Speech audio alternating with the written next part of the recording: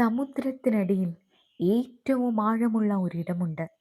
കരയിലെ ഏറ്റവും ഉയരമുള്ള കൊടുമുടിയെപ്പോലും ഉൾക്കൊള്ളാൻ കഴിയുന്ന ലോകത്തിലെ ഏറ്റവും ആഴമുള്ള ഗർത്തം. അതാണ് മരിയാന ട്രഞ്ച്.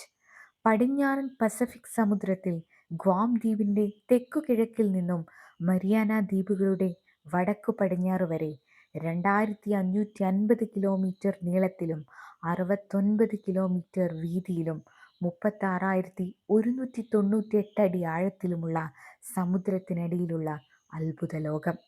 മരിയാന ട്രഞ്ചിലെ ഏറ്റവും ആഴമുള്ള ഭാഗത്തെ ചലഞ്ചർ ഡീപ്പ് എന്നാണ് അറിയപ്പെടുന്നത്.